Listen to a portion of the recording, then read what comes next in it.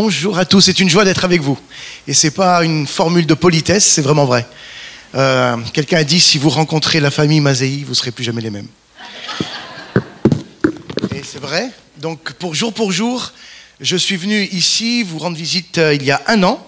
Je regardais mes photos dans mon portable et j'ai découvert une photo.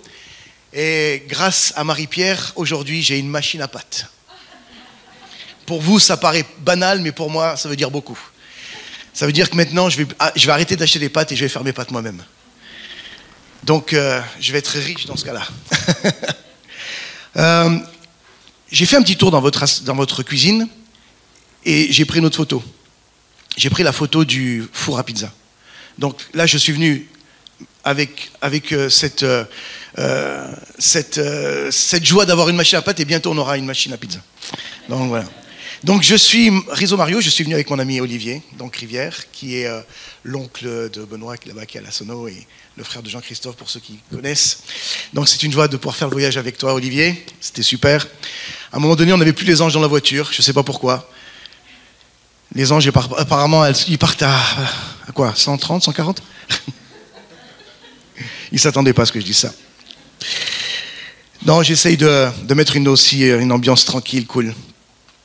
Donc, j'ai 55 ans, je suis marié à Christelle et nous avons une fille de 19 ans qui s'appelle Lisa. Donc, il vous salue également. L'Église vous salue. Quelques familles, la famille Carlier, Michel Truchel également. Elisabeth et Francis, qui connaît aussi la famille, vous salue. Daniel Robert, pasteur, qui vous salue également. Et puis, toute l'équipe pastorale. Vraiment, salue cette assemblée et prie pour nous parce que à chaque fois qu'un de nous part à l'extérieur, eh bien, l'assemblée est également prie pour l'Église qui nous reçoit. Pour qu'on puisse dire le moins de bêtises possible et que vous puissiez entendre vraiment de bonnes choses. Je ne sais pas si on a mis le titre de mon message, ça va paraître un titre un peu choc. Vous allez dire, dis donc, restez dehors, ça veut dire quoi ça? On est arrivé, on nous a invités et on nous dit maintenant foutez le camp. Non, c'est pas ça. C'est pas ça. Mais je veux vraiment une pensée pour vous, pour l'Église en général. Mais aussi d'une manière individuelle. Si ce matin, je devais parler, j'aimerais parler avec toi, avec vous, autour d'une table, autour d'une tasse peut-être de café, et m'entretenir avec chacun d'entre vous. Mais aussi d'une manière communautaire. J'aimerais vraiment partager ce que le Seigneur a mis sur mon cœur. Un des dangers qui guette l'Église avec un grand E, pas simplement l'Église ici à Mont-Blanc, mais avec un grand E, c'est se sentir tellement bien à l'intérieur qu'on en oublie l'extérieur. Et de plus, on pourrait être fatigué par cette hostilité que ce monde a envers le monde évangélique en particulier, et du coup, on est languissant de nous retrouver semaine après semaine pour louer Dieu ensemble. Et c'est des bonnes choses. Alors, pour être plus clair, je vais rentrer dans le vif du sujet, et merci à Benoît pour le PowerPoint. J'aimerais attirer votre attention sur le passage de Luc, au verset 10, verset 25 et suivant. Donc, on va afficher le texte, c'est en français courant. Comme ça, tout le monde lit la même version. Ça vous évite d'ouvrir vos Bibles. Et puis, on pourra aller plus vite. Et puis, je commenterai à fur et à mesure. Et en deuxième partie de message, j'aimerais prendre un texte dans l'Ancien Testament où j'aimerais faire un parallèle avec ce texte-là. Il est dit dans ce passage qu'un docteur de la loi se leva pour tendre un piège à Jésus. Il lui dit, « Maître, que dois-je faire pour hériter la vie éternelle ?» Et peut-être c'est une question que tu te poses ce matin. Qu'est-ce que je dois faire pour hériter la vie éternelle? Vous savez que on est tous appelés à mourir un jour. Ouais, c'est une bonne nouvelle ça. Hein, on est tous appelés à mourir. Et après la mort, il y a quoi? Et là, ce gars se pose une question. Mais qu'est-ce que je dois faire, Seigneur Jésus, pour hériter la vie éternelle? Moi, je ne veux pas mourir. Qui veut mourir pour l'éternité? Ah, il n'y a pas beaucoup de mains qui se lèvent. Hein? Ah, il y en a une? Pour l'éternité? Sans la présence de Dieu? Après, il y a quelqu'un qui dit non. Qui veut mourir? Qui veut être séparé de l'amour de Dieu pour l'éternité? Et ce gars, il se pose une bonne question, et j'espère qu'on se la pose également. Et il va nous dire, un maître de la loi intervient alors pour tendre un piège à Jésus. Tu dis, mais pourquoi il tend un piège? Alors je suis allé chercher un petit peu dans la parole de Dieu, mais qu'est-ce qui s'est passé à cette époque-là pour que on ne comprend pas, nous, tend un piège à Jésus, maître, que dois-je faire pour hériter la vie éternelle? C'est pas une question piège. Franchement, Alex, tu penses que c'est une question piège? Non, au premier abord, je n'ai pas l'impression que c'est une question piège, moi. Mais j'ai gratté un petit peu, et voilà ce que j'ai trouvé dans les commentaires. En fin de compte, cet homme pose une question à Jésus, mais dans ses contemporains, en fin de compte, il y avait toute une bataille. Si Jésus avait répondu à cet homme, mais tout homme peut recevoir la vie éternelle. Je vais vous lire les notes, ça sera plus simple. Si cet homme avait vraiment été sincère, il aurait pu dire, mais Seigneur, comment je peux faire pour aimer mon prochain? Parce que j'aimerais lire la phrase suivante. Écoutez, regardons. Jésus lui dit, qu'est-ce qu'il est écrit dans la loi? Un homme de loi, Jésus le renvoie à la loi. Qu'est-ce qu'il est écrit dans la loi? Qu'est-ce que tu peux y lire? Verset suivant. L'homme répondit, tu dois aimer le Seigneur ton Dieu de tout ton cœur, de toute ton âme, de toute ta force et de toute ton intelligence. Et aussi, tu dois aimer ton prochain comme toi-même. Le gars, il connaissait, c'était par cœur. C'était du par cœur. Ok? Suivant. Et Jésus lui répondit alors, ok, tu as bien répondu, fais cela et tu vivras. Où est-ce qu'elle est la question piège? On se demande, hein? Et là, j'ai gratté un petit peu. Si cet homme avait vraiment été sincère, il aurait pu dire, mais Seigneur, comment puis-je aimer ainsi? Aimer de tout mon cœur, de toute mon âme, de toute ma pensée, mais j'y arrive pas. Mais le gars, il était tordu. Et regardez, il va aller plus loin. Mais le maître de la loi voulait justifier sa question. C'est-à-dire que il voulait vraiment se donner raison. Mais quelque part, qui l'accusait au fond de lui? C'est sa conscience. Parce qu'il savait très bien qu'il ne pouvait pas aimer de cette manière-là. Il ne pouvait pas aimer de tout son cœur, de tout son être, de toute sa pensée et de tout ce que vous voulez. Il ne pouvait pas. Donc, il va tendre un piège à Jésus. Mais qui est mon prochain? Et là, il est le piège. Parce qu'à l'époque, le prochain des Juifs, c'était les Juifs. Et basta. C'est surtout pas quelqu'un d'autre ou une autre population. Et il est là le piège. Parce que si Jésus avait répondu tout homme, le gars lui aurait dit t'es complètement à côté de tes pompes par rapport à la doctrine des pharisiens. Hein. Et là, c'était là le piège. Et nous allons voir qu'est-ce que Jésus va lui raconter comme histoire. Et vous savez, quand Jésus raconte une histoire, une parabole, il ne la raconte pas comme ça pour le petit bonheur, la chance. Derrière, c'est intentionnel. Et de la même manière que ça a parlé à cet homme-là, je crois de tout mon cœur que ça va nous parler encore à nous. Aujourd'hui, c'est une parabole que l'on connaît par cœur. Et Jésus va lui raconter qu'un homme descendait de Jérusalem et il allait à Jéricho. Retenez bien ces deux noms de villes. Jérusalem et Jéricho. Ces deux villes sont significatives. Jésus ne cite pas des choses comme ça au hasard. Jéricho, c'est quoi Jéricho? Qu'est-ce que représente Jéricho? Tout à l'heure, nous avons chanté Jéricho, n'est-ce pas? Ou c'est moi qui ai mal lu les paroles? Vous les lisez les paroles quand on chante, non? Attention, hein, parce que tout à l'heure, il y a un chant qui a été chanté. Pour moi, ça m'a confirmé le message de ce matin. Hein. Je l'ai dit au pasteur. Hein. Ça m'a confirmé le message de ce matin. Et en passant, j'aimerais vraiment remercier l'équipe de louanges qui ont été conduits et dirigés par le Saint-Esprit. Jéricho, c'est l'endroit de nos premières conquêtes. C'est là où le peuple d'Israël a remporté sa première conquête, les conquêtes spirituelles, la première victoire. Et Jéricho représente également le début de notre marche avec Dieu. Et ce matin, lorsque je suis rentré dans cette église, j'ai rencontré une jeune dame qui va se faire baptiser le 20 de ce mois-ci. Gloire à Dieu. Est-ce qu'on peut applaudir le Seigneur pour cela? Gloire à Dieu, ma sœur. Elle était là pour la première. Et ça, c'est le feu du premier amour. Et que ce feu demeure jusqu'à ce que le Seigneur revienne. Et ce Jéricho représente le début de notre marche avec Dieu. Il nous rappelle le moment où une église est implantée. Le moment où une âme est gagnée. Ça, c'est Jéricho, c'est le peuple de Dieu qui a amené à ce moment-là une prostituée avec toute sa famille avec eux. Et vous savez quoi, cette prostituée-là, elle a fait partie de la généalogie de Jésus. Ça, c'est Jéricho. Ça, c'est Jéricho. C'est quand on gagne des hommes et des femmes. Jéricho, c'est cette saison où on a la compassion par rapport à d'autres. C'est ça. On va donner de l'aide à ceux qui n'ont plus d'aide. Ça, c'est Jéricho. Ils n'ont aucun moyen de s'en sortir. Si et seulement si, toi, tu leur tends la main et tu leur dis, sors de là, viens avec moi. Ça, c'est Jéricho. Et c'est lorsque, également, moi-même, j'ai rencontré, pour la première fois de ma vie, l'église dans un quartier de Grenoble. Et ce jour-là, j'ai été guéri miraculeusement. Ça, c'est Jéricho. Bien-aimé, ça c'est notre Jéricho.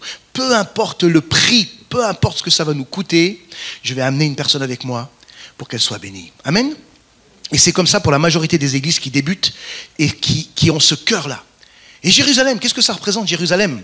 Jérusalem, c'est l'endroit qui a été construit après la victoire, après que la victoire a été remportée. C'est le lieu du temple, c'est le lieu de la présence de Dieu. On y trouve une louange incroyable. C'est ça, Jérusalem. La gloire de Dieu est présente et on s'y sent bien. Qui s'est senti bien dans la louange ce matin?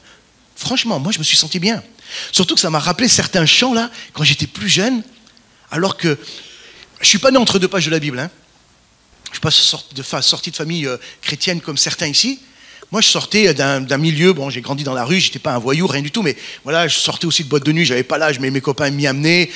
Bon, bref, ce n'était pas terrible pour moi, mais bon, mais quand je suis venu pour la première fois dans l'église, waouh, j'ai entendu des chants. Non, à l'époque, on ne disait pas des chants, pardon. On disait des cantiques. Des cantiques. J'avais même pas 18 ans. J'étais devant et je peux pas vous dire comment la puissance de Dieu m'a traversé. Alors que c'était des chants, tu te dis, c'est un peu ringard tout ça, hein, mais il y avait l'esprit, il y avait la vie et ça a touché mon cœur. Continuez à chanter des chants avec l'esprit et la vie. Moi, je vous encourage de tout mon cœur parce que ça a touché mon cœur et j'étais jeune homme. Maintenant, je suis toujours jeune homme avec un peu plus d'expérience. Mais il y a quelque chose qui est arrivé au peuple et c'est là où on doit faire attention parce que lorsque nous avons remporté la victoire, lorsque nous avons fait un grand combat avec le Seigneur, eh bien, on peut vite se retrouver à l'intérieur. On était à Jéricho, mais on peut vite se retrouver là à Jérusalem, dans le temple, à l'intérieur. Mais n'oublions pas que la gloire de Dieu nous a été donnée particulièrement pour l'extérieur. La gloire ne nous a pas été donnée pour l'intérieur, mais elle nous a été donnée pour l'extérieur. Et tu dis, mais t'es sûr, Mario? Ouais, je suis sûr. Vous savez pourquoi? Parce que Jésus a dit à chacun d'entre nous, tu es le sel de la terre et la lumière du monde. Il n'a jamais dit que tu étais la lumière de l'église. Jamais. Et il n'a jamais dit que tu étais le sel de l'église. Jamais. Il a dit que tu étais le sel de la terre et la lumière du monde. Et nous avons chanté les ténèbres. Hein, on a chanté où il y avait les ténèbres, que la lumière, elle vient, et elle vient briser quoi? Les chaînes. Les chaînes ont besoin d'être brisées à l'extérieur, et pas simplement à l'intérieur. Et le but de cette parabole nous montre clairement que l'on peut aimer Dieu de tout son cœur et passer à côté de notre prochain. Je peux aimer Dieu de tout mon cœur, venir dimanche après dimanche dans ce lieu, jeudi après jeudi pour les études bibliques, ou je ne sais plus ce que j'ai entendu, bon bref, aller à la chorale, tout ce que vous faites, mais on peut passer à côté de notre prochain. Et Jésus raconte ici l'histoire d'un homme qui s'est fait attaquer par les brigands. Hein, je paraphrase, le texte va passer, vous inquiétez pas. Il se fait attaquer par des brigands, ce gars-là. Vous savez que le voleur, le diable, c'est un voleur.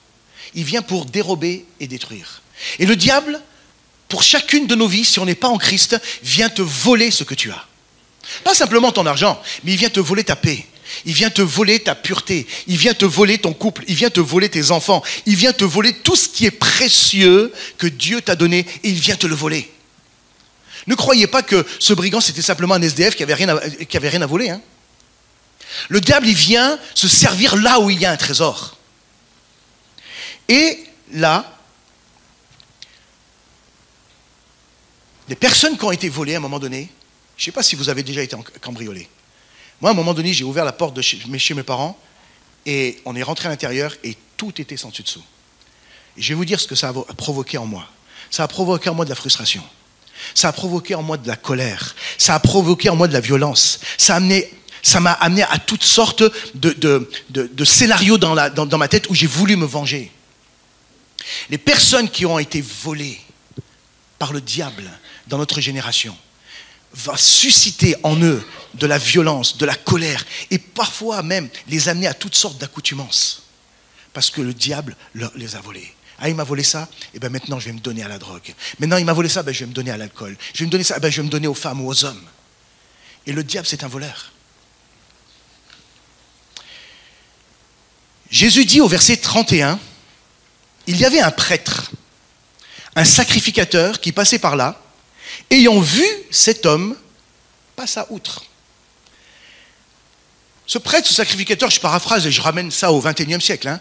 Il a sûrement sa Bible comme moi, je suis venu avec ma Bible et avec mes notes, mais j'ai un message à donner pour l'Église. Et cet homme, il avait quelque chose à donner au temple. Il rentre, je dois enseigner la parole de Dieu, j'ai un message pour l'Église, j'ai un message pour vous, j'ai un ministère pour l'Église. Mais il passe près d'un homme qui est blessé, il passe près d'un homme qui est meurtri, et il a oublié quel était son premier ministère. Mais Jésus ne s'arrête pas là.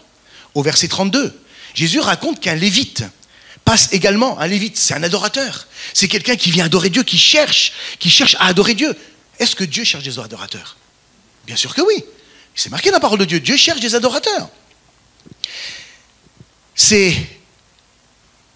Mais il est tellement pressé à aller adorer dans le temple hein, que la Bible nous dit qu'il passe également à côté de cet homme. Il le regarde et il passe outre, il change de trottoir. Moi, je rends grâce à Dieu pour le troisième personnage. Au verset 33, c'est un Samaritain. Et cet homme, lui, il n'avait aucun ministère. Aucun ministère dans le temple. Il ne chantait pas non plus dans l'équipe de louanges. Mais, lui, il a vu cet homme qui était à l'extérieur. Lui, il l'a vu. Il avait les yeux ouverts. Et je rends grâce à Dieu que lorsque j'étais plus jeune, quelqu'un m'a vu. Quelqu'un m'a prêché l'évangile. Quelqu'un s'est avancé vers moi. Et j'ai pu accéder à un moment donné à une nouvelle vie, à une nouvelle naissance. Et je rends grâce à Dieu parce que j'ai été pardonné. Je suis devenu une nouvelle création. Et Dieu a guéri mon cœur, a rendu mon contexte familial meilleur.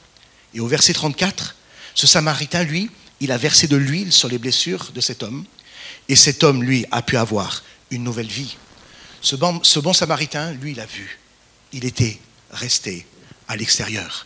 Il n'a pas eu peur d'affronter l'hostilité. Et parfois, vous savez, quand quelqu'un n'est pas bien, des fois on a peur. On dit, oula, qu'est-ce qui se passe? La plupart des personnes à qui l'on parle de Christ peuvent être en colère. La plupart des personnes à qui on parle de Christ peuvent être fatiguées, ne font même pas confiance. Il faudra beaucoup de patience et beaucoup de compassion à un moment donné, et beaucoup d'amour, et sacrifier beaucoup de temps pour des personnes qui ont été volées par le diable. Attendons-nous, frères et sœurs, à être face à des personnes qui soient à un moment donné désagréables, mais qui ont éperdument besoin d'un sauveur.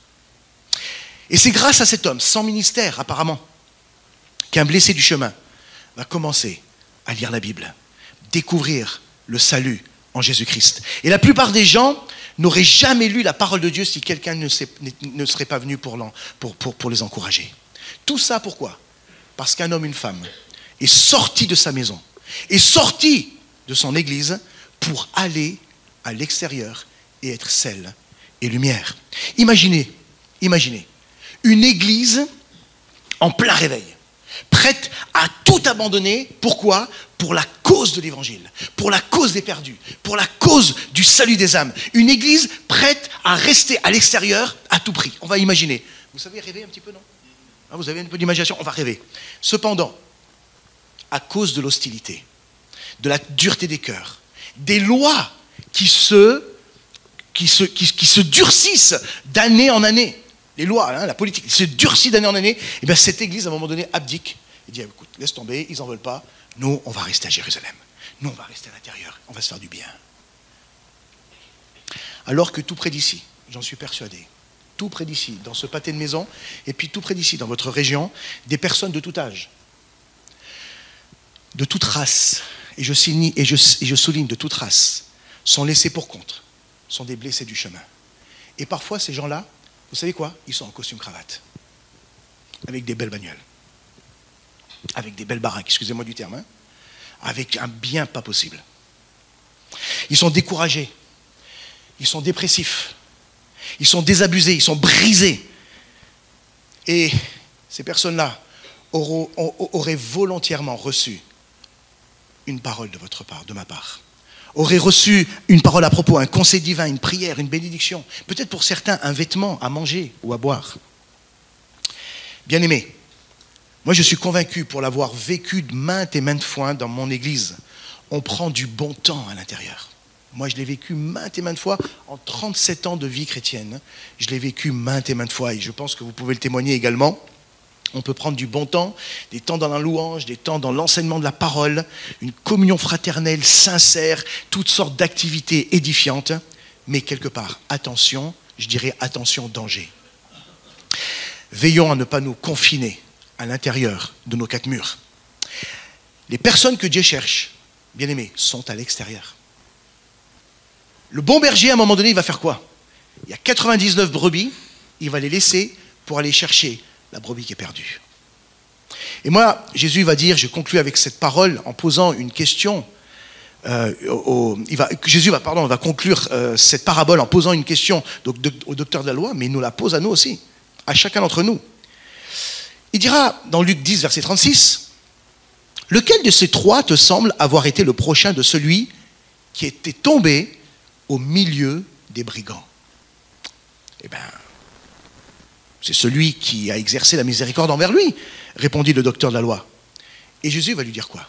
Jésus va lui dire, va, et toi maintenant, fais la même chose. Il n'est pas en train de lui dire, les prochains c'est tous les hommes, c'est lequel? Tu vois, il l'a mis devant une image. Jésus parlait beaucoup avec des images, et dit, maintenant va toi, fais de même. Je suis persuadé que ce matin, si Jésus était là, il nous raconterait cette parabole, et il nous dirait maintenant, vous maintenant, Église de Mont-de-l'Ange, faites de même. L'amour que ce bon samaritain bien-aimé a exercé envers cet homme est à l'image de l'amour de Jésus-Christ qu'il a manifesté envers toute l'humanité. Il a quitté son ciel de gloire où tout était bien et parfait pour lui et il est venu nous rejoindre. Et ça a été la première grande victoire, c'est quand Christ a quitté son ciel de gloire pour venir nous rejoindre parce que nous avons tous été volés par le diable. Tous. Et aujourd'hui, Dieu veut te redonner ce que le diable t'a volé. Le deuxième passage que j'aimerais prendre avec vous, et je fais un parallèle, c'est avec Ésaïe 58. Est-ce qu'on peut mettre le verset? C'est assez long. Et peut-être que, plutôt de le commenter de la même manière que j'ai fait pour le premier, on va le lire en entier. Et puis je reviendrai sur quelques... Regardez comme c'est fort. J'ai mis en français courant. Je dis c'est du français courant. Hein. Alors, je pense que c'est la même version que j'ai là. Tac, tac, tac, tac. Je pense que c'est la même version que je dois avoir sur mes papiers, Benoît. Le jeûne tel que je l'aime, c'est Dieu qui parle. Le jeûne, vous savez ce que c'est un jeûne? Moi, pour un Italien, c'est dur de jeûner. Hein. C'est pas manger. C'est pas faire la diète, c'est pas manger. On peut boire, mais on ne mange pas. Ok? Donc, le jeûne, tel que je l'aime, tel que Dieu l'aime, vous le savez bien, écoutez bien maintenant, c'est libérer les hommes injustement enchaînés. C'est les débarrasser du joug qui pèse sur eux. C'est rendre la liberté à ceux qui sont opprimés. C'est la même version? C'est ça? Presque. Bref. C'est marqué bref aussi? Bref. C'est supprimer tout... tout ce qui les tient esclaves. C'est partager ton pain avec celui qui a faim. Putain, on parle de jeûne. C'est ouvrir ta maison aux pauvres et aux déracinés. Fournir un vêtement à ceux qui n'en ont pas. Ne pas se détourner de celui qui est ton frère. Alors ce sera pour toi quoi? L'aube d'un jour nouveau. Ta plaie ne tardera pas à se cicatriser. Le salut te précédera et le Seigneur en personne sera en arrière-garde. Devant et derrière, le Seigneur sera avec toi. Quand tu appelleras, le Seigneur te répondra. Quand tu demanderas de l'aide, il te dira « J'arrive !» Si tu cesses chez toi de faire peser des contraintes, écoutez bien, de ridiculiser les autres en les montrant du doigt ou de parler d'eux méchamment. Si tu partages ton pain avec celui qui a faim, le jeûne que le Seigneur il aime. Si tu donnes à manger à qui est dans la peine, alors la lumière chassera l'obscurité où tu vis. Au lieu de vivre dans la nuit, tu seras comme en plein midi. Le Seigneur restera ton guide. même en plein désert. Il te rassasiera et te rendra des forces. Tu feras plaisir à voir. Comme un jardin bien arrosé, comme une fontaine abondante dont l'eau ne tarit pas. Alors tu relèveras les anciennes ruines et tu rebâtiras sur les fondations abandonnées depuis longtemps. On te nommera ainsi le peuple qui répare les brèches des murailles et redonne vie aux ruelles de la ville, aux ruelles de Mont-de-l'Ange. Moi, je ne connais pas les noms qui sont autour de nous. Mais nous, on a des villes, c'est pas glorieux, ça passe à la télévision, et je peux vous dire que ça craint. Mais voilà le jeûne. Et Dieu dit à son peuple, vous voulez une religion, les amis? Voilà la religion que je cherche. C'est une religion qui dit, je vais sortir et je vais faire la différence dans ma société. Je vais être sel et lumière. Je vais tellement briller, non pas parce que je suis la gloriole, mais tellement briller de l'amour de Dieu, de cet amour qui est venu se sacrifier pour nous, cet amour qui est dans mon cœur, qui vit jour et nuit, que j'alimente. Cet amour-là, les gens en ont besoin. Ont besoin de cet amour-là. Ils n'ont pas besoin de blablabla évangélique. Ils n'en ont pas besoin. Excusez-moi, je suis filmé, je suis un peu raide, excusez-moi. Ils n'en ont pas besoin. Moi, je n'ai pas eu besoin d'un blabla évangélique. Quand je suis venu à 17 ans, j'avais un problème de hanche, j'avais une jambe plus courte que l'autre. Les médecins professionnels du sport avaient vu ça. Ils avaient dit à ma mère, on ne peut pas faire grand-chose. Mais lorsque je suis venu à l'évangile, j'ai été guéri, bien-aimé. Je n'ai plus mal au dos. J'ai vu sous mes yeux ma jambe faire ça. J'étais allé voir une personne qui pratiquait le pouchinois avant qu'on connaisse l'évangile. C'est pas reconnu par la médecine. Elle m'a touché là, elle m'a dit, vous avez un problème de dos. J'ai dit, comment vous le savez? Je le sais, ok. Elle m'a tordu dans tous les sens, elle m'a dit qu'elle aurait pu me laisser sur le carreau. Mais ça ne m'a pas guéri. Et quand mon frère s'est donné à Christ, quand il a rencontré le véritable Seigneur, le véritable guérisseur, je suis venu inviter. Le frère d'Olivier était là, JC était là. On était à la même école. J'avais honte. Alex, j'avais honte. Tu sais pourquoi? Parce que moi, j'étais un bout en train à l'école. Et là, j'ai vu JC, je me dis, oh là là, qu'est-ce qu'il va me voir ici? Cette honte. Qu'est-ce que je suis venu faire ici? Mais ce jour-là, Dieu avait pour moi la guérison. Et j'aimerais te dire, peut-être que tu es là pour la première fois et Dieu a pour toi la guérison. Le Seigneur m'a parlé, avant que je vienne, il m'a donné ce passage de Joël 2, verset 25. Je fais une petite parenthèse. Je l'ai noté sur mon portable. C'est pas mon portable, c'est mon truc. Bon, bref. Je crois qu'il y en a plusieurs, peut-être ici, qui ont été aussi volés par le diable. Dans Joël 2, verset 25, il dit « Je vous remplacerai les années qu'ont dévoré la sauterelle. » Le gélec, le asile, bon, c'est des animaux, aujourd'hui, on ne prononce pas beaucoup, souvent. Le gazam. Tu as eu dans ta vie, et c'est comme si le Seigneur me montrait, tu as eu dans ta vie, à un moment donné, comme une invasion de mauvaises choses. Et c'est comme si tout ce que tu avais, tout ce capital, ce potentiel de joie, de paix, de bonheur, de sécurité, d'abondance, c'est comme si les sauterelles, c'est comme si le diable était venu et t'avait bouffé tout ça. Et ce matin, tu es présent ce matin, ici. J'aimerais te dire que Dieu voudrait te redonner ces années de bénédiction. Il n'y a que Dieu qui peut te les rendre. Et tu es là, tu es comme, tu ne sais plus où donner de la tête. Tu dis, je viens parce que bon, je viens. Mais Dieu a une parole pour toi. De la même manière que ce bon samaritain a eu un amour attentionné par rapport à cet homme qui a été complètement meurtri. Aujourd'hui, tu es peut-être sur le bord du chemin, mais Dieu te dit, je te vois. Et il t'a vu au travers des yeux et des uns des autres. Parce que Dieu habite dans le cœur de celui qui t'a dit de venir ce matin. Et il te voit à travers ses yeux. Bien-aimés, les personnes sont liées par la méchanceté. Mais je vais demander à Dieu de m'aider à ouvrir les portes des prisons. Je vais demander à Dieu d'ouvrir les portes de prison. Et peut-être ce matin tu es en prison, c'est une prison qui ne se voit pas, c'est des barreaux qui ne se voient pas, mais pourtant tu es en prison à l'intérieur. Et vous savez, pour sortir d'une prison intérieure spirituelle, il n'y a que quelqu'un de l'extérieur qui est libre spirituellement parlant, qui peut te sortir de cette prison. Et Dieu veut te sortir de cette prison ce matin.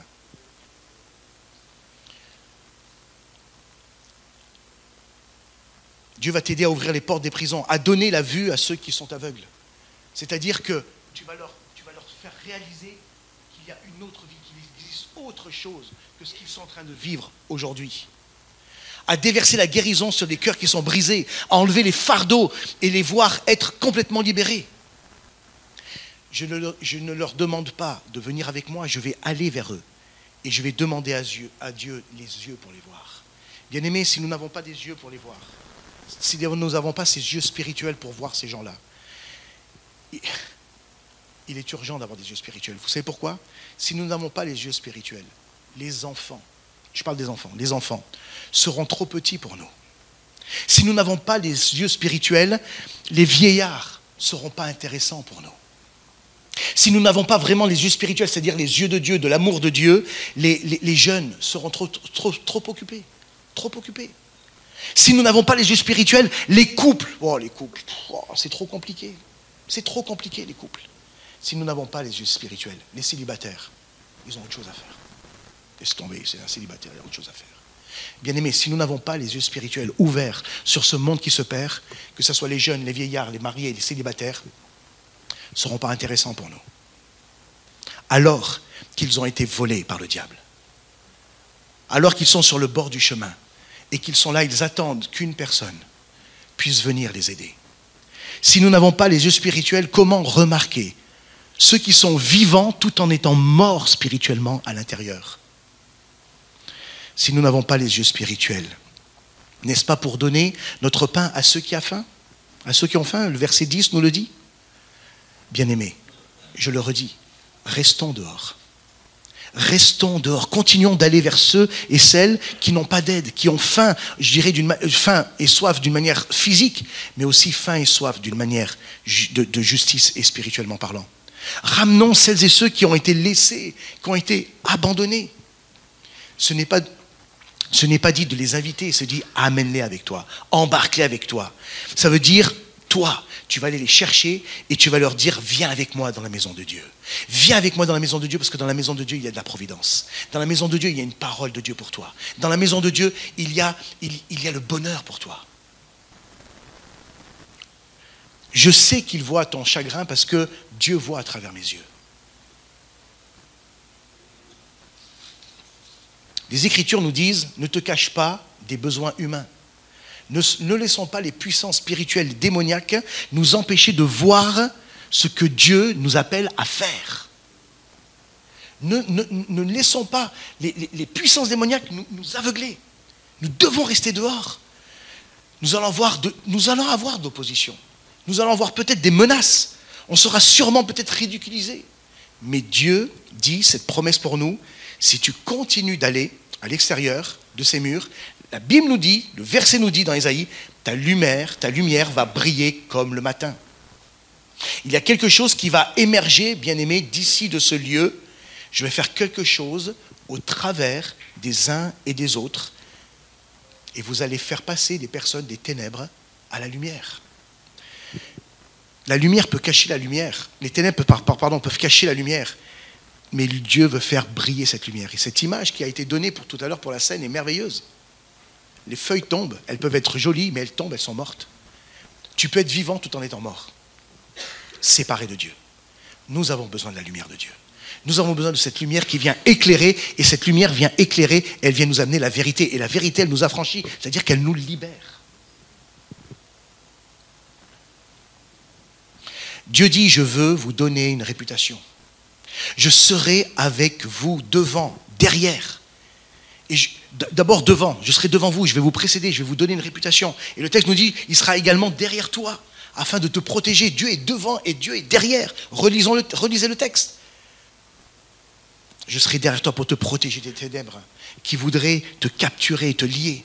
Rappelons-nous de ces deux choses. Je vais être devant toi pour te donner une réputation, mais je vais être également derrière toi pour te protéger. Si nous osons rester à l'extérieur. Et pas seulement, ça dit au verset 9, tu vas m'invoquer et je vais te répondre. Vous voulez que Dieu vous parle? On attend toujours le prophète qui vienne et que Dieu parle à l'Église. Humblement, je vous dis, ça c'est une parole prophétique. Tu veux que Dieu te parle? Reste à l'extérieur. Reste à l'extérieur. Tu vas m'invoquer et je vais répondre. Tu vas prier et je vais t'entendre, nous dit Dieu. Tu vas demander et je vais te donner. Tu vas chercher et tu vas trouver. Tu vas frapper et ça va être ouvert. Il n'y a aucune puissance dans l'affaire qui peut être contre toi parce que je serai devant toi et je serai derrière toi. Verset 6, si tu enlèves le joug, Dieu nous parle à nous, hein, nous les enfants de Dieu. Si tu enlèves le joug, si la raison pour laquelle tu existes, c'est d'aider ceux que personne ne veut aider, ceux que l'on pointe du doigt. Hein, c'est marqué dans le texte, ceux que l'on pointe du doigt, ça veut dire quoi? Ouais, mais regarde, Mario aussi, il est comme ça. C'est de sa faute. C'est parce qu'il a pris de la drogue. C'est parce qu'il boit. C'est parce que son contexte familial est comme ça. C'est-à-dire que toutes les personnes qui sont autour de lui sont comme ça. Mais c'est de sa faute. S'il était au bord du chemin, qu'il a été tabassé, c'est de sa faute. Et on pointe du doigt et on condamne et on juge. S'il est allé en prison, c'est de sa faute. Pointer du doigt, ça veut dire qu'on dit des choses mauvaises et méchantes. Pointer du doigt, ça veut dire c'est pas de ma faute. Il est comme ça, c'est lui. Et là, je prends ma Bible avec mes notes, je vais à l'église, je prends mon instrument et je vais à l'église. J'ai un nouveau chant à faire chanter. J'ai un nouvel enseignement à vous donner. Et pourtant, Jésus te dit quoi à travers cette parabole?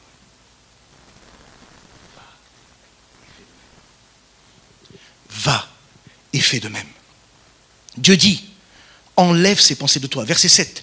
Si tu étends ton bras vers ceux qui ont faim, si tu vas vers ceux qui sont troublés, alors ta lumière va se lever sur l'obscurité. Verset 10. Et même les ténèbres seront comme le midi et l'Éternel sera toujours ton guide. Et il rassaisira ton âme dans les lieux arides. Verset 11. Dieu redonnera de la vigueur. De la vigueur à quoi? Dieu va te redonner de la vigueur à ta famille. Dieu va redonner de la vigueur à ta maison, de la vigueur à ton témoignage pour Christ. Dieu va être ta force. Et tu seras la Bible nous dit, comme un jardin qui est arrosé. Joli, hein? Comme une source dont les eaux ne tarissent pas. Et les tiens rebâtiront sur d'anciennes ruines. Et ils relèveront des fondations de plusieurs générations. Bien-aimé, ça veut dire quoi ça? Ça veut dire des maisons, des vies, des pensées qui ont été détruites par le péché. Dieu te dit à toi, Dieu me dit à moi, pour ceux qui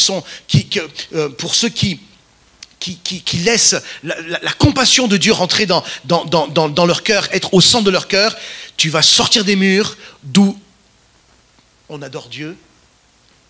Et Dieu va t'utiliser à l'extérieur d'une manière puissante. D'une manière que tu n'as même pas aidé. Au-delà même de toi ce que tu peux penser et espérer. Verset 12. Et tu vas élever les fondements des maisons vont être reconstruites. Des mariages vont être restaurés. Dieu compte sur vous. Dieu compte sur moi. Dieu compte sur nous pour aller restaurer ceux qui ont le cœur brisé. L'Esprit de l'Éternel est sur moi. Car il m'a oint pour annoncer. Pour annoncer quoi? Une bonne nouvelle aux pauvres. Pour restaurer, pour guérir. Là, si vous lisez, vous avez les 5 ministères de Jésus. Le prophète, le pasteur, l'évangéliste, le docteur, l'enseignant, tout. Vous avez tout. Si vous lisez Luc 4, 18, je crois que c'est Luc 4, 18.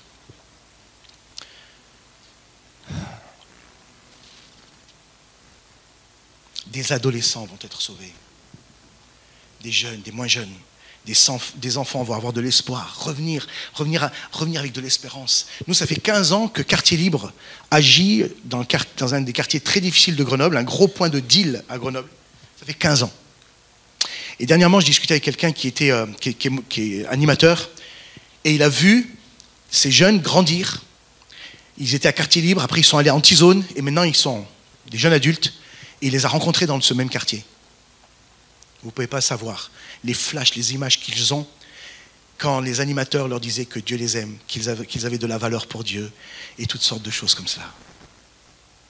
Bien-aimés, ce sont des gens qui sont sur le bord du chemin où le diable leur a menti en disant « mais si tu vends de la drogue, tu seras riche ».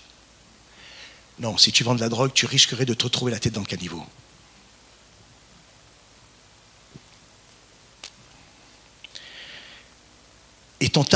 Et l'on t'appellera réparateur des brèches. Waouh! Ceux qui reconstruisent les murs, à cet endroit même où le diable a fait des failles, où il est rentré pour détruire. Tu vas être toi, je vais être moi. L'Église va être le restaurateur des chemins où Dieu va pouvoir se manifester. Excusez-moi, j'ai pas l'heure là, je suis un peu parti dans mes trucs. Il est 11h30, je ne suis pas trop tard là. Je termine. Je vais terminer, bien-aimés. Je vais terminer avec cette pensée. Si l'on reste à l'extérieur, Dieu va faire au-delà des choses que tu n'aurais jamais pensé. Si on reste à l'extérieur, tu dis, ouais, mais ça c'est donné au pasteur Saverio, lui, c'est un évangéliste, il le fait constamment. Non, non, non, non. Là, c'est pas marqué pour le pasteur Saverio. C'est marqué pour chacun d'entre nous. Nous avons une opportunité incroyable devant nous, bien-aimés. Nous ne laissons pas l'ennemi nous ramener à l'intérieur, alors qu'on y est bien. Mais restons à l'extérieur parce que des personnes comme moi, comme quand elles étaient plus jeunes, lorsque j'étais plus jeune, sont encore à l'extérieur. Des personnes comme moi, ils attendent après nous. Ils attendent après nous. Ne soyons pas un trésor caché. La première fois que j'ai entendu une parole de connaissance dans l'église, j'avais 18 ans, je venais de me faire baptiser le 27 septembre 1987. Vous voyez, j'ai fait mes 37 ans de baptême là. Le 12 octobre 87, c'est un lundi. Vous pouvez voir sur vos portables, hein, si je raconte des blagues. Le 12 octobre 87, c'est un lundi. Mais le 11, c'est un dimanche. Et je suis à l'église, dans la maison de Dieu, là où il y a la belle louange, là où il y a la parole de Dieu, et je reçois la parole de Dieu. Et vous savez ce qu'elle me dit, la parole de Dieu, à travers une parole de connaissance? Il y avait pas, on ne me pointait pas du doigt comme ça en disant, toi, la parole de connaissance disait la chose suivante. Tu es présent dans cette salle. Tu es un égoïste. Tu connais la vérité, mais tu la gardes pour toi. Pouah, j'avais l'impression que tous les regards se tournaient vers Mario en disant « c'est toi l'égoïste !» Mais pas qu'une fois, bien-aimé. 2 fois la parole. Tu es dans cette salle. Tu connais la vérité, mais tu la gardes pour toi. Tu es un égoïste. Pouah, je me suis ratatiné comme ça. 3e fois. Bon, je me suis avancé à l'imposition des mains. La tête basse. On a prié pour moi. Le lendemain, c'est le lundi 12 octobre. Mon frère, qui m'a amené l'évangile, part au Tchad pour 2 ans en tant que missionnaire. Moi, j'ai ma petite mobilette et j'ai un choix. Ou je rentre à la maison où je suis bien et je dis au revoir à mon frère, ou je reste dehors. Et là, il y a un dilemme entre ma chair, qui a des désirs contraires à ceux de l'esprit, et il y a toute une bataille. Je fais quoi? Je vais voir mon frère pour lui dire au revoir une dernière fois? Quoi, une dernière fois? Il partait pour 2 ans. J'étais très accroché à lui, bien sûr, c'était lui qui m'avait amené à l'évangile. Et c'est comme s'il y a une force surnaturelle qui m'a dit, reste là. Et je suis resté, et j'étais à l'école. Et vous savez ce qui s'est passé à l'école? Une prof absente. Et vous savez comment on appelle quand une prof est absente? On a 1 heure de perm. C'est comme ça qu'on appelle encore? En tout cas, il y a 37 ans derrière, c'est comme ça qu'on appelait. 1 heure de perm. C'est-à-dire que je pouvais partir à la maison avec ma petite mobilette. Je suis resté à l'heure de perm. Et vous savez ce qui s'est passé là? Allez, je vous le dis. Parce que je suis resté à l'extérieur. Une jeune fille de ma classe a commencé à parler de Dieu. Elle, d'origine musulmane. Je fais quoi, moi? Et moi, dans ma tête, tu connais la vérité, tu es un égoïste. Et vous savez, des fois, Dieu nous traite d'égoïstes. Mais c'est tellement avec amour. Et là, je ne savais pas quoi faire. J'ai ouvert ma bouche. Ouvre ta bouche et je la remplirai. J'ai expérimenté, bien-aimé, des choses incroyables. Alors oui, ce que je suis en train de vous prêcher là, je l'ai vécu. Je ne suis pas en train de vous dire faites des trucs que je n'ai pas fait. On s'est moqué de moi. On m'a, pendant quelques mois à l'école, personne ne s'asseyait à côté de moi. J'ai vécu ça. J'ai vécu ça. Personne ne s'asseyait. Quand la lumière vient dans les ténèbres, pouah, personne, je vous le promets devant Dieu, je ne vous mens pas, personne ne s'asseyait à côté de moi. Pendant plusieurs mois. Jusqu'au jour où. Alors on m'a dit, mais non, non, pas toi Mario. Moi j'étais un bout en train. Hein. Franchement, à l'école j'étais un clown. Donc le clown qui dit, j'appartiens à Jésus maintenant. Non, mais pas toi Mario, mais c'est quoi cette bêtise? Et là, quelques temps après, alors qu'on était en cours d'informatique. J'avais une collègue de classe à ma gauche et un collègue à ma droite. On était là, on essayait d'apprendre l'informatique. Bon. J'ai dit, bien, on essayait. Et là, la fille de gauche m'a dit, Mario, tu ne voudrais pas prier pour moi? Je n'arrive pas d'arrêter de fumer. Je fume, et je voudrais arrêter de fumer. Bon, bizarre, hein, comme demande. Et à ma droite, un gars qui commence, lui, à pleurer. Un beau jeune homme, c'est-à-dire un beau gars, toutes les filles du tour, il commence à pleurer à côté de moi. Et il me dit que dans sa famille, ça ne va pas, qu'il se drogue, et que sa vie, elle part en lambeaux. Waouh!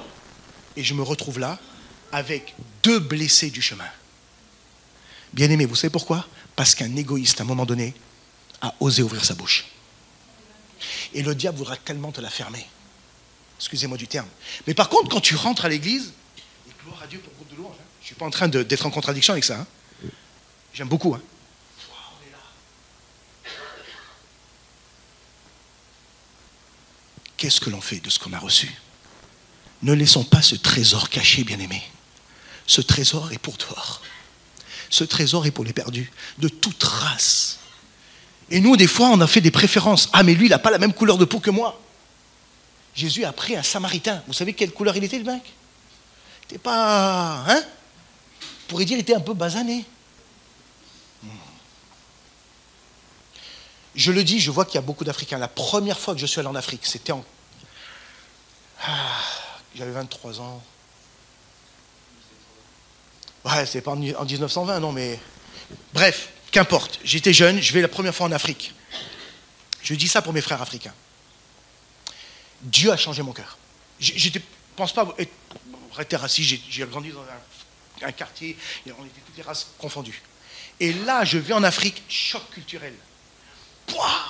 Je vois que des hommes et des femmes africaines, que des personnes à couleur noire. Et là, waouh! Mais c'est normal, t'es en Afrique. Ben oui, la terre rouge, là, l'ambiance et tout. Oh! À Bangui, première fois que je fais ça à Bangui. Waouh! La deuxième fois, ça ne m'a pas fait ça. Et la troisième fois, j'étais comme un poisson dans l'eau. Dieu a permis ce voyage-là pour guérir mon cœur. Il faut que tu sortes à l'extérieur. Il faut que tu sortes à l'extérieur. Et j'ai vu en Afrique des hommes et des femmes avec une foi bien-aimée. Je les ai enviés. J'ai dit, mais ce n'est pas eux qui ont besoin des blancs, c'est nous qui avons besoin d'eux. Avec la foi qu'ils ont. Nous, on a tout notre confort, on est à l'intérieur. Eux, à cette époque-là, ils n'avaient pas grand-chose. Mais ils étaient à l'extérieur. Et le stade était rempli de personnes qui adoraient Dieu. Et on a fait une semaine d'évangélisation. Il y a eu 450 baptêmes à la suite d'une semaine d'évangélisation. Les gens venaient se faire baptiser. Ils arrachaient les gris-gris. Waouh, là, la gloire de Dieu s'est manifestée. Mais la gloire de Dieu s'est manifestée à l'intérieur. La gloire de Dieu s'est manifestée sur le Lubangui, où là, tout le monde venait se faire baptiser. Bien-aimé, je parle avec passion parce que c'est des choses que j'ai vécues individuellement, mais communautairement aussi avec ma famille, spirituelle, avec mon église. Restons à l'extérieur. Les blessés du chemin sont dehors. Et si ce matin tu es là et tu te sens blessé du chemin, sache qu'ici il y a des hommes et des femmes de Dieu qui aiment Dieu. Et au travers d'eux, Dieu te voit à travers leurs yeux et il voudrait tellement te bénir. Aujourd'hui, je ne prêche pas de religion. Je ne prêche pas du pentecôtisme, de l'évangélisme ou quoi que ce soit. L'amour de Dieu seulement. Dieu est venu car Dieu a tant aimé le monde. Par amour, Dieu a donné. Si tu aimes, tu donnes. Autrement, arrête de dire que tu aimes Dieu si tu ne donnes pas. Arrête. On a une belle petite religion bien ficelée avec des beaux cantiques, bien ficelés, mais ça ne va pas plus loin. Ça ne fera pas trembler qui que ce soit. Mais du moment donné où tu vas commencer, où je vais commencer à sortir, par la grâce de Dieu, Saverio, je te le dis, ce lieu sera trop petit. Ce lieu sera trop petit. Et nous sommes tous appelés à des pêcheurs d'hommes. Tous derrière Saverio. Il ne va pas lui seul, comme on dit, au turbin. On est tous ensemble. Dieu veut que tu portes du fruit. C'est vraiment la pensée que j'avais reçue de Dieu pour vous. Vraiment la pensée de Dieu. Et si ce matin, tu es là et tu hésites, tu dis, mais moi, ce n'est pas mon ministère, ça. Moi, je ne sais pas parler. Vous en avez un devant vous, ce n'était pas son kiff de parler à du monde. Hein. Je vous dis, à l'école, je m'étais fait baptiser, mais je gardais tout ça pour moi. Hein. La parole de Dieu nous dit, j'en parlais ce matin avec Anne, ne vous bornez pas simplement à écouter la parole de Dieu, mais mettez-la en pratique. Et ce matin, j'aimerais tellement qu'on la mette en pratique. Vous savez, je ne suis pas venu ici pour faire mon kéké. Hein. Je sais ce qui je suis, Olivier me connaît, je ne suis pas... Mais vu que je crois que c'est une pensée de Dieu, et je crois que Dieu peut ce matin parler à travers ma bouche à certains et certaines, si tu sens que dans ton cœur, Dieu t'appelle à rester dehors. Bien sûr, vous avez compris le message, tout en étant à l'intérieur pour amener les personnes à la maison de Dieu en disant viens à la maison de Dieu, il y a de la providence, viens à la maison de Dieu, tu vas recevoir une parole. Moi j'ai été béni dans la maison de Dieu, hein. Mais il a fallu que quelqu'un sorte et les yeux de dehors. Si tu sens que ce message te parle ce matin, je ne suis pas là pour faire du nombre, je ne suis pas là pour dire tu vois Saverio, regarde, on a fait un appel, il y a du monde qui s'est levé. Moi je préfère qu'une seule personne se lève, mais qui mette en pratique la parole de Dieu. Quand Dieu m'a traité d'égoïste, je ne suis pas sorti de l'église comme ça. Hein. Je peux vous dire franchement. Hein. Je n'étais pas fier comme un pan. Hein. J'étais brisé à l'intérieur. J'étais brisé. J'avais honte de moi.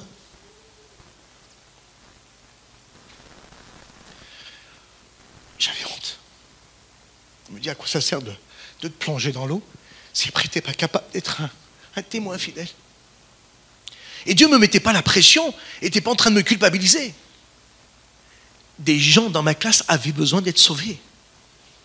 Il y avait des familles qui étaient vraiment brisées. Le voleur est vraiment méchant. Le diable est vraiment méchant. Je ne lui donne pas gloire. Et si derrière nous avons les yeux, les mêmes yeux que Jésus, nous allons voir comme lui voit. Et peut-être que tu as des membres de ta famille, tu te dis, mais lui, il ne se donnera jamais à Christ. Dis-toi bien qu'avant toi, Dieu l'aime plus que toi. Avant toi, même si c'est ton propre fils, ta propre fille ou les membres de ta propre famille, avant même que toi tu l'aimes, Dieu lui, il a donné sa vie pour lui. Au moins lui, Dieu a fait quelque chose pour lui. Et t'inquiète pas, Dieu veut le sauver. Donc prions. Mais qui va se tenir dehors? Qui va se tenir sur la brèche pour dire, Seigneur, envoie-moi? Vous savez, Jésus, c'est le plus grand des apôtres. Vous savez pourquoi? Parce qu'il a été envoyé. Vous voulez être aussi une église avec une onction apostolique? Il faut que tu sois envoyé. Il faut que tu sois envoyé. Alors tu peux rester à l'intérieur. Tu te dis, mais moi, mon ministère, c'est l'intercession. Mais tu peux aussi intercéder à l'extérieur. Et les gens disent, mais vous faites quoi ici, monsieur? Mais tu dis, je prie pour le quartier. Ah bon? Pourquoi tu pries pour le quartier? Parce que je sais que Dieu a un amour pour ce quartier. Et vous commencez à parler de l'évangile. La nouvelle, c'est que le monde va à sa perte. Vous avez que regarder la télévision. La nouvelle, c'est que le monde va à sa perte. Mais l'Église s'appelle la bonne nouvelle ici, n'est-ce pas? La bonne nouvelle, c'est que Christ, lui, il est venu, il te donne une espérance. Qui veut se tenir sur la brèche? Qui veut se tenir sur la brèche? En disant, Seigneur, que la semaine qui arrive là, demain là, lundi, ne se passe pas que je n'ai partagé ta parole à quelqu'un, que j'ai vu tes yeux pour voir la personne au bord du chemin. À chaque fois que j'ai fait cette prière, Dieu a répondu. La Bible dit, tu vas prier et Dieu va te répondre. Et Dieu va te donner les paroles qu'il te faut. Dieu va mettre tes paroles dans ta bouche, de la même manière que Dieu a mis les paroles de Dieu dans la bouche de Moïse. Dieu mettra les paroles vivantes dans ta bouche. Et toi, tu te dis, mais moi, j'y connais rien à l'évangile, je viens à peine de temps en temps. Je viens ici peut-être pour faire plaisir. La première fois que je suis venu à l'évangile, j'ai fait plaisir à mon frère. Je ne suis pas venu par conviction. Olivier, je suis venu pour faire plaisir à mon frère, c'est tout. Mais lorsque j'ai entendu ce message, j'ai dit, mais Seigneur, pourquoi pas moi? Pourquoi pas moi? Pourquoi tu ne te servirais pas de moi? Et Dieu s'est servi de moi pour bénir.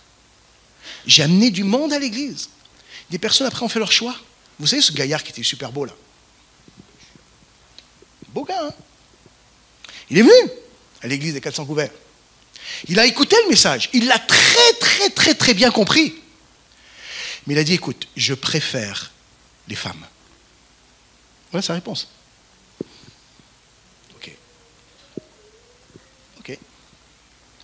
Par contre, d'autres, particulièrement une personne, est venue à donner sa vie au Seigneur. Il m'a dit, Mario, tu m'as sauvé. Je dis, moi, je ne sauve personne. C'est pas moi le sauveur. C'est pas moi le sauveur. Mais il y a des personnes qui vivent dans des contextes très difficiles, très compliqués. Certains ont eu de la chance de naître entre deux pages de la Bible, et quand bien même le voleur est venu voler, et se sont trouvés aussi dans des situations parfois très délicates. Mais nous qui avons le privilège d'être ce matin ici, je ne parle pas à ceux qui ne sont pas venus, je parle à ceux qui sont ici ce matin.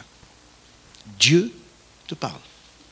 Et Dieu te dit, je veux t'envoyer. Je veux t'envoyer. Mais moi, je ne connais rien à l'évangile.